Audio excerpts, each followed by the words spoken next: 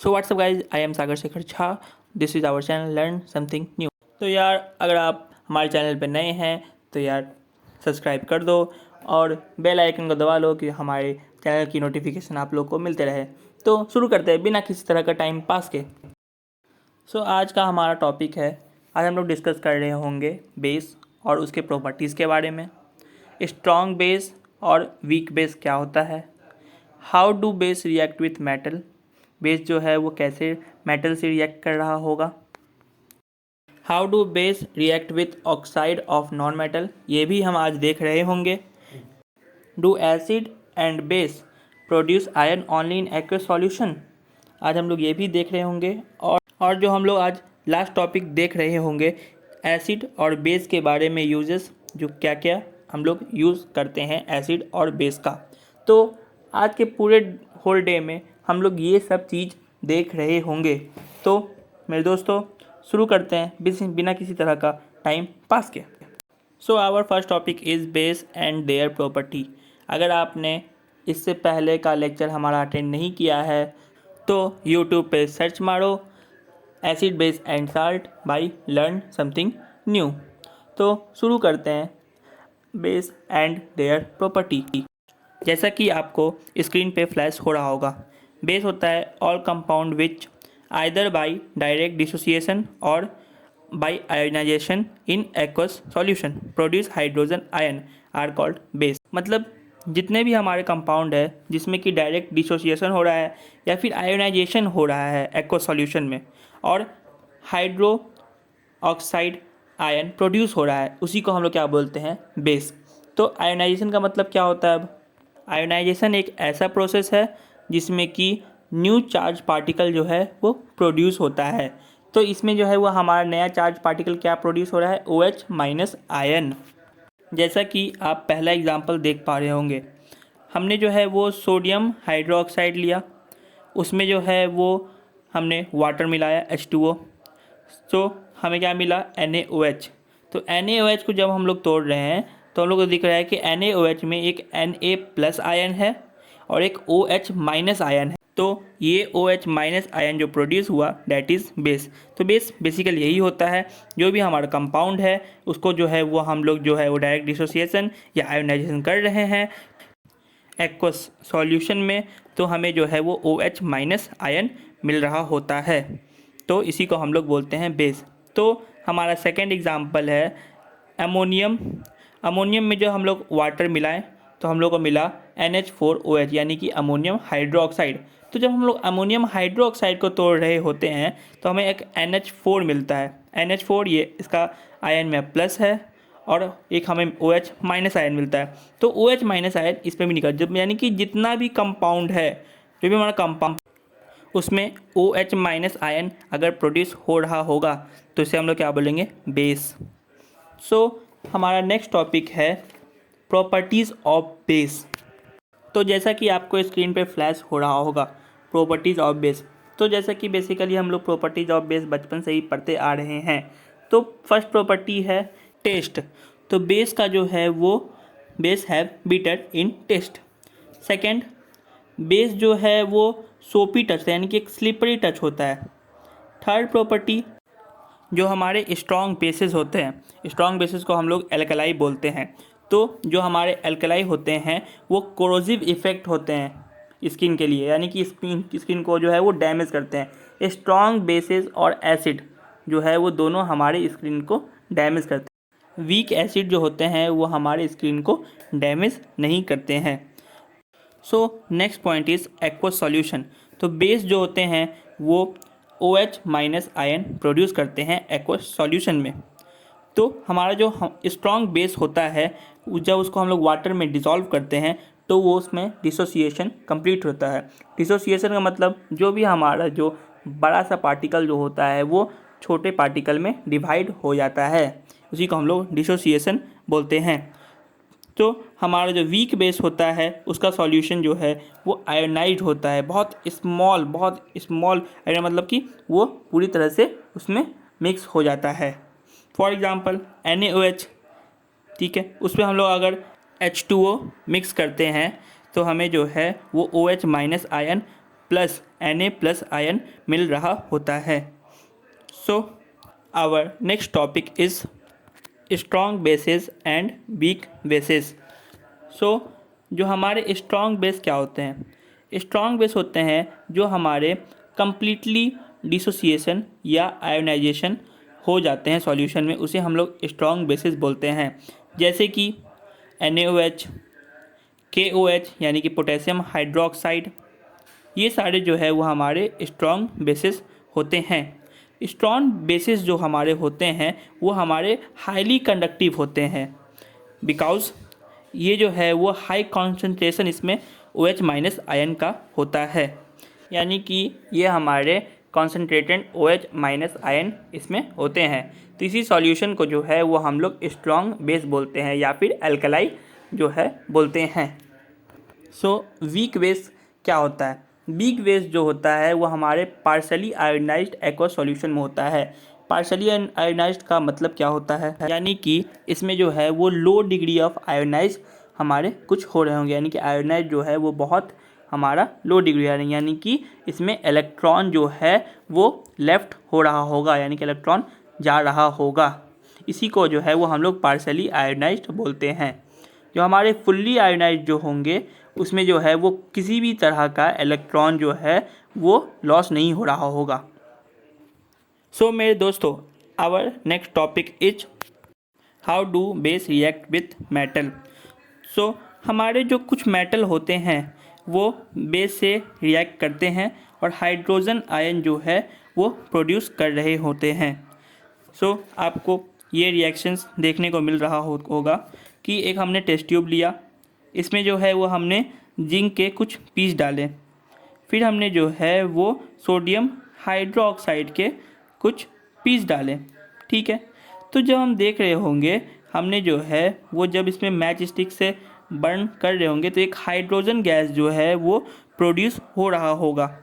So first reaction आप देख सकते हैं, सोडियम हाइड्रोक्साइड में अगर हमने जिंक मिलाया और उसे हमने हीट करा तो हमें सोडियम जिंकेट मिल गया, Na2ZnO2 प्लस हाइड्रोजन गैस हमें मिल रहा होगा। So our next topic is how do base react with oxide of non metal. जैसा कि आपको स्क्रीन पे फ्लैश हो रहा होगा, तो जो हमारे ऑक्साइड्स जो होते हैं नॉन मेटल के, हो सकता है वो न्यूट्रल हो या फिर एसिडिक हो। तो हमारे जो एसिडिक ऑक्साइड जो है नॉन मेटल के, जब हम लोग उसे बेस के साथ जब रिएक्ट कर रहे होंगे तो हमें साल्ट और वाटर मिल रहा होगा। तो जैसा कि आप सबसे नीचे रिएक्शंस में देख पा रहे होंगे, जब हमने कैल्शियम हाइड्रोक्साइड जो कि हमारा एक बेस है, उस पर जो है वो हमने CO2 यानी कि कार्बन डाइऑक्साइड जो कि हमारा एसिडिक नेचर का है, उस पर जब हम लोग जब रिएक्ट करवा रहे थे तो हमें CO3 प्लस H2O यानी कि कैल्शियम कार्बोनेट एक जो कि हमारा एक साल्ट है, और हमें एक वाटर यानी कि जल ही जीवन है, पानी, जो हमें मिल रहा होगा। So our next topic is uses of acid and base. अब हम लोग देखने वाले हैं एसिड और बेस का काम क्या है। जैसा कि आपको स्क्रीन पे फ्लैश हो रहा होगा, तो कुछ हम लोग जो है वो इम्पॉर्टेंट एसिड देख रहे हैं जिसका हम लोग यूजेस भी देख रहे हैं। सो पहला जो है वो हमारा हाइड्रोक्लोरिक एसिड। सो हाइड्रोक्लोरिक एसिड का काम क्या होता है?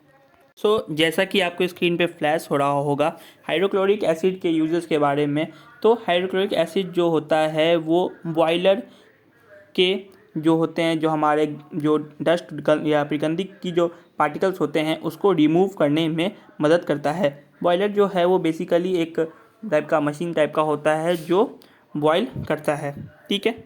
सेकेंड जो है वो क्लोरीन और क्लोरीन गैस को प्रिपेयर करने के लिए भी यूज़ करते हैं। फिर थर्ड जो है वो आयरन जो स्टील होता है उस पे से जो है वो गैल्वेनाइजिस को हम लोग क्लियर करते हैं। ये भी जो है वो हाइड्रोक्लोरिक एसिड का एक काम ही है। फिर फोर्थ जो हमारा पॉइंट है वो for extracting glue from bone in textile industry for dye, यानी कि जो है वो, यानी कि हमारे टेक्सटाइल इंडस्ट्री में जो कलर करना होता है, जो कपड़ा को जो हम लोग कलर करते हैं, तो उसमें जो है वो हड्डियों से गोंद निकालने के लिए हाइड्रोक्लोरिक एसिड का यूज़ हम लोग करते हैं। फॉर नेक्स्ट जो यूजेस है हमारा, जो हमारा किचन जो सिंक होता है या उसको जो है वो हम लोग साफ़ करने के लिए भी यूज़ करते हैं। So our second acid is nitric acid. Nitric acid यानी कि HNO3 हम लोग इसको बोलते हैं। तो HNO3 का जो हमारा यूजेस है वो हमारा प्रिपेयरिंग फर्टिलाइज़र बनाने में यूज होता है, explosive dice and drug. Explosive का मतलब यानी कि जो हमारा एक हम जो कंबशन में पढ़ रहे थे, एक्सप्लोजन यानी कि फटना जो होता है, फिर हमारा डाई जो कपड़ा में जो होता है, फिर हमारा ड्रग्स मतलब बेसिकली आप ये मत समझ लीजिएगा कि ड्रग्स का मतलब सिर्फ हम लोग जो हमारा जो नशा होता है वही होता है। ड्रग्स मतलब बेसिकली जो है वो दवाई हम लोग कहते हैं। फिर हमारा नेक्स्ट जो यूजेस है, जो हमारा गोल्ड और सिल्वर की जो रिफाइनिंग होती है वो भी हमारा HNO3 से ही होता है। फिर हमारा जो है वो गोल्ड और सिल्वर की क्लीनिंग जो हम लोग करते हैं, जो ऑर्नामेंट्स की जो हम लोग पहनने के लिए या और जो ज्वेलरी पर्पस से जो होता है उसको क्लीन जो करते हैं हम लोग, सोना जो क्लीन करते हैं तो वो हम लोग HNO3 से ही करते हैं, यानी कि नाइट्रिक एसिड से ही करते हैं। Our next acid is sulphuric acid. Sulphuric acid जो है वो फर्टिलाइजेशन बनाता है, फर्टिलाइज़र, फिर डिटर्जेंट बनाता है, फिर जो है वो प्लास्टिक्स, फिर हमारे जो सिंथेटिक फाइबर होते हैं ये सब प्रिपेयर करने में मदद करते हैं। तो हमारे जो पेट्रोलियम इंडस्ट्रीज़ होते हैं उसमें जो रिफाइनिंग होता है वो भी हमारा HNO3 से ही होता है। फिर हमारे जो बैटरीज़ होते हैं, जो आजकल ट्रेंड चला हुआ है इलेक्ट्रिक जो हमारे स्कूटी होते हैं, तो उसमें भी जो है वो एक लीड एसिड ही हम लोग यूज़ करते हैं। अभी तक हमने बात करा सल्फ्यूरिक एसिड के बारे में। Our next acid is boric acid. Boric acid भी हमारा एक बहुत ही इम्पॉर्टेंट एसिड होता है जो हमारा एंटीसेप्टिक में यूज होता है। जो हम जो आँख को वॉश करने के लिए हम जो लिक्विड टाइप का यूज़ करते हैं वो हमारा उसमें बोरिक एसिड ही होता है। Our next acid is citric acid, यानी कि C6H8O7।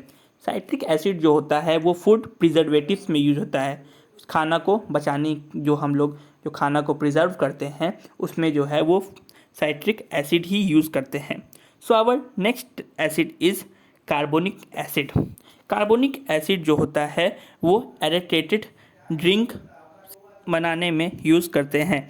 एरेटेटेड ड्रिंक्स का मतलब होता है जो हम सॉफ्ट ड्रिंक्स जो यूज़ कर रहे हैं जैसे कि कोका कोला, फ्रूटीज़ वगैरह, तो इनको जो है वो हम लोग एरेटेटेड ड्रिंक बोलते हैं। मेनली बेसिकली एरेटेटेड ड्रिंक का मतलब होता है कि हम लोग जो हम लोग पानी डालते हैं और कुछ जो हमारे जो मीठा जो होता है, मतलब स्वीट्स वगैरह डालते हैं, मीठा मतलब चीनी वगैरह, फिर उसमें कुछ फ्लेवर्स वगैरह होते हैं जैसे कि हमारा कोका कोला हो गए। तो ये सब जो होते हैं जैसे कि हम लोग बेसिकली इसको सॉफ्ट ड्रिंक बोल सकते हैं, इसी को जो है वो हम लोग एरेटेटेड ड्रिंक बोलते हैं। Our next acid is acetic acid. Acetic acid का फॉर्मूला होता है CH3COOH।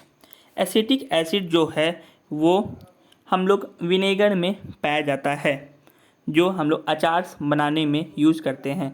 अचार तो भाई सबके घर में ही बनता ही होगा, आम का अचार, मिर्चाई का अचार, तो ये सब जो है जो है वो हम लोग विनेगर में एसेटिक एसिड पाया जाता है, तो अचार बनाने में हम लोग यूज़ करते हैं। Our next topic is uses of base. तो जैसा कि आपको स्क्रीन पे फ्लैश हो रहा होगा, कुछ हम इम्पॉर्टेंट बेस के बारे में अब बात करने वाले हैं। हमारा पहला जो इम्पॉर्टेंट बेस है वो है सोडियम हाइड्रोक्साइड। सोडियम हाइड्रोक्साइड यानी कि कॉस्टिक सोडा NaOH। तो सोडियम हाइड्रोक्साइड जो होता है वो सोप और डिटर्जेंट में हम लोग यूज़ करते हैं। ये जो है वो हम लोग रेयंस वगैरह जो होते हैं वो हम लोग मैन्युफैक्चरिंग में भी यूज़ करते हैं। फिर हमारा पेपर और पल्प इंडस्ट्रीज़ में होते हैं वो भी हमारा सोडियम हाइड्रोक्साइड ही यूज़ करते हैं। फिर हम केमिकल्स बनाते हैं, उसमें भी हम लोग जो है वो सोडियम हाइड्रोक्साइड यूज़ करते हैं।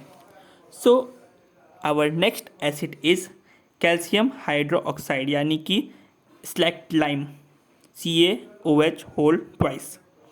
तो CaOH होल ट्वाइस यानी कि कैल्शियम हाइड्रोक्साइड, ये जो है वो ब्लीचिंग पाउडर मैन्युफैक्चरिंग में हम लोग इसको यूज़ करते हैं और लेदर इंडस्ट्री में भी हम लोग इसको यूज़ करते हैं।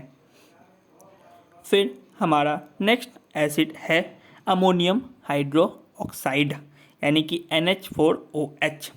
तो NH4OH जो है वो हमारे क्लीनिंग एजेंट है, यानी कि जो हम लोग साफ़ करते हैं तो उसमें जो है हम ये एसिड यूज़ करते हैं। फिर हम लोग जो है वो अमोनियम साल्ट एक होता है, ठीक है, जो अमोनिया से बनता है, उस साल्ट को प्रिपेयर करने में भी हम लोग अमोनियम हाइड्रोक्साइड यूज़ करते हैं। फिर हम लोग जो है वो फर्टिलाइज़र मैन्युफैक्चरिंग, नाइलॉन और जो है वो नाइट्रिक एसिड को भी हम लोग मैन्युफैक्चरिंग करने के लिए अमोनियम हाइड्रोक्साइड का यूज़ करते हैं। So our next base is aluminium hydroxide AlOH3। AlOH3 यानी कि एल्युमिनियम हाइड्रोक्साइड, ये हमारे टेक्सटाइल इंडस्ट्री में हम लोग यूज़ करते हैं। और एंटासिड जो है वो एल्युमिनियम हाइड्रोक्साइड हम लोग बनाने में यूज़ करते हैं, जैसे कि एंटासिड, जैसा कि हो गया हमारा इनो। सो ऐसे जो हमारे बेस होते हैं उसको हम लोग जो एल्युमिनियम हाइड्रोक्साइड बोलते हैं। So our next base is magnesium hydroxide. Magnesium hydroxide जो होते हैं वो भी एंटा एसिड बनाने के लिए यूज़ करते हैं हम लोग। तो चलो मिलते हैं आप अगले एपिसोड में।